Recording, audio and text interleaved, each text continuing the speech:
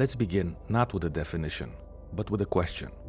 Have you ever walked into a room and felt something shift? Before a word was spoken, the air felt thicker, the looks lingered longer. Something unspoken passed between people, and it wasn't yours to name. You didn't know what it was, but you knew what it meant. Not welcome, not fully. We're starting here, in the moment before anything wrong has happened, because this course isn't about catching bias in the act. It's about learning to see the fog we breathe. My name is Andre Barburas. If you've listened to Kobayashi Maru or the Manosphere or any other of my courses, you already know this won't be a slideshow. There are no bullet points here, only pauses, reflections, and the quiet invitation to walk through the uncomfortable spaces most people skip. This is not a crash course in political correctness. This is about perception and how ours, mine, yours, everyone's, is shaped long before we realize we're perceiving anything at all.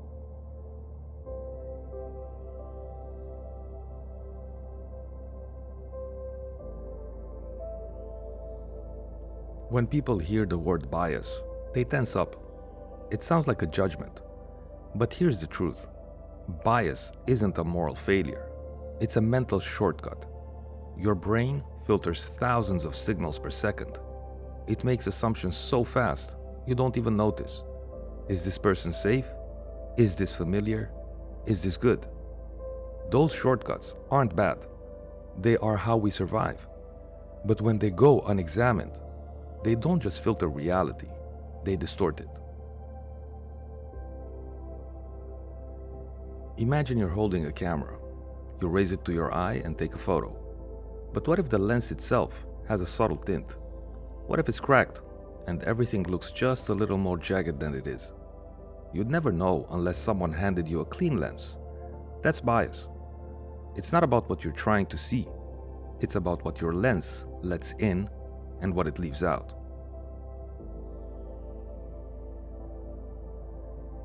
Bias doesn't begin when we're adults. It begins before we can speak. Before we understand language, we understand pattern, faces, voices, what gets rewarded, what gets ignored. By the time we learn the word fair, we've already internalized who deserves attention and who doesn't. That's the cruelty of unconscious bias. It doesn't wait for your permission. It just starts shaping. Unconscious doesn't mean hidden. It means automated, running beneath your awareness like a script you didn't write, but still follow. And because it feels natural, you mistake it for truth. This is how someone can believe they're being objective, while their decisions trace the same old grooves as everyone before them.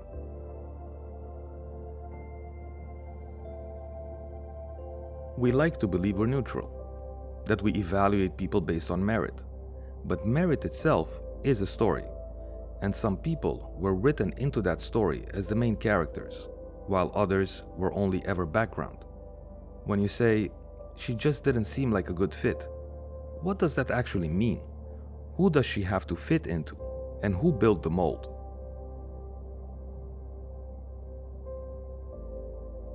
Unconscious bias doesn't always shout. Sometimes it whispers. It's the hesitation before pronouncing a name you haven't seen before, the way you lower your voice when a certain group walks by, the assumption that someone speaks well for their background, the joke that isn't really funny, but gets a pass because nobody wants to make it awkward. It doesn't always show up as hate. Sometimes it shows up as comfort, and who is allowed to feel it? Here's something simple. Researchers sent out identical resumes. Same experience, same education, same formatting. One set had white-sounding names, the other had black-sounding names. Guess which ones got more callbacks? This isn't a trick question, it's a mirror, and the reflection is sharp. Bias isn't just about what you do, it's about what you don't do, who you don't mentor, who you don't interrupt when they're being sidelined, whose ideas you don't challenge, and whose you challenge instinctively. The bias isn't always in your action. Sometimes it hides in your omission. For some, unconscious bias is a theory, an academic idea, a TED Talk. For others, it's a daily friction. Not enough to stop you, but always enough to slow you down. Here's the irony. The people who are most affected by bias are often the ones expected to prove it exists, while the ones most insulated from it get to ask for more evidence. Bias doesn't float alone. It's fed by culture, by movies, jokes, memes, histories half told. You don't need to be taught to discriminate. You just need to grow up in a world where certain faces always play the villain, where certain accents get mocked, where beauty looks a particular way and intelligence has a uniform. That's not your fault, but it's still your responsibility to notice. Here's something hard to hold. You can be a good person and still have unconscious bias. You can care deeply and still exclude without realizing it. Because the system doesn't need you to be cruel. It just needs you to follow the default. And the default was never neutral. Your mind is not the enemy here. Bias happens because your brain is fast, too fast. It loves patterns. It seeks safety. It fills in blanks. The problem is, some of those blanks were filled by fear, by scarcity, by stories that were never true, but repeated enough to feel real.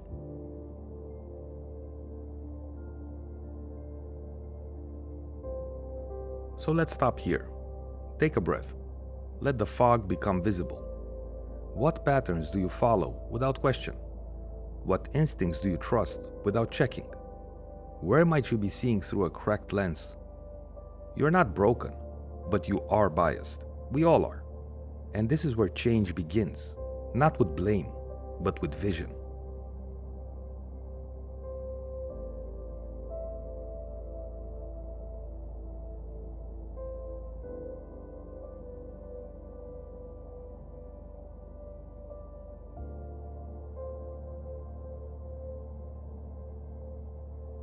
Have you ever just had a feeling about someone? Not based on anything specific, just a gut reaction. That feeling might not be yours. It could be your grandmother's warnings, a headline you half read, 100 casting choices in films you forgot you watched.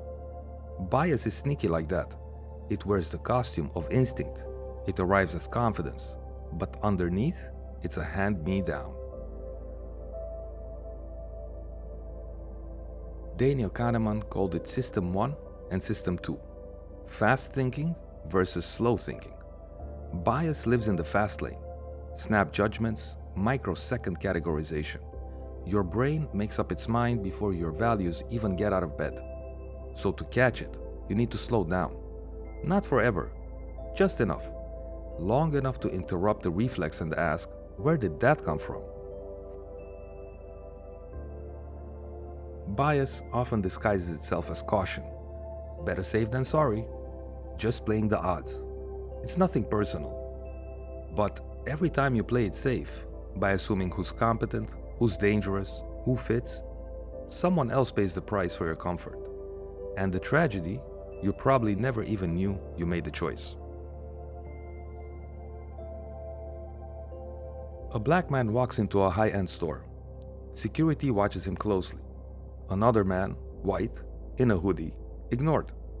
Neither did anything. Neither said a word. But only one was marked for suspicion. Not by law, not by policy, but by pattern. A pattern trained, repeated, and left unchecked. You don't need evidence to feel biased. That's the whole point. You just need a trigger, a name, a hairstyle, a posture, an accent. Bias fills in the rest, with stories you didn't even know you remembered.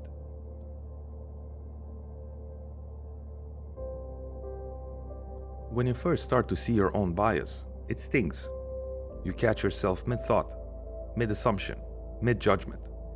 And part of you wants to shut it down. I didn't mean that. That's not who I am.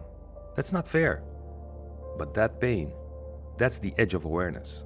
That's where growth lives. People hate being told they're biased.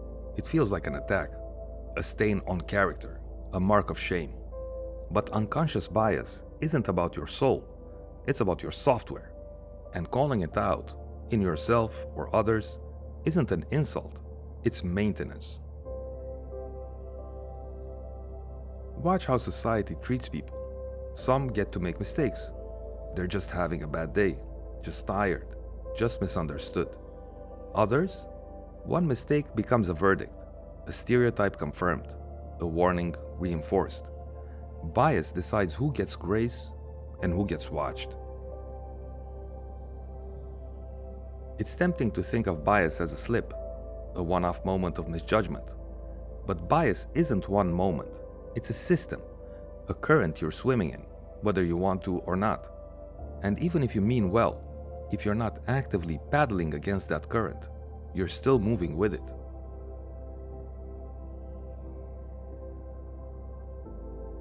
We talk about blind spots like they're blank, but they're not. They're filled with guesses, assumptions, second-hand stories. You don't just fail to see, you fill in what's not there. And the problem is, you trust that fill-in as if it were truth. Some of the most painful bias doesn't come from hate. It comes from carelessness, from someone who thought they were being helpful, complimentary, curious. Intent is not the same as impact, and good intentions don't erase real harm.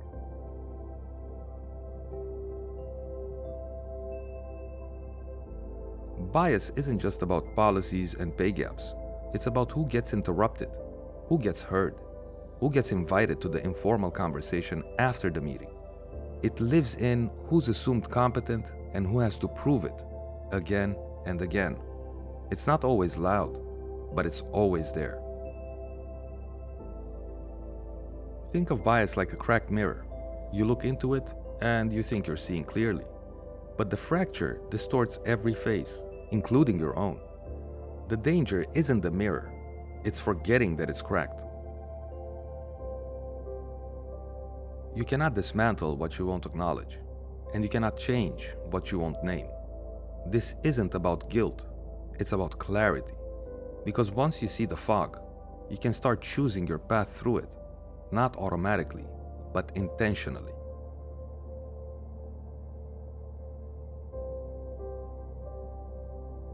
So let this be your starting point, not to become perfect, but to become aware. You're going to make mistakes. You're going to catch yourself late. You're going to learn things you wish you'd known years ago. That's not failure. That's the path. Welcome to it.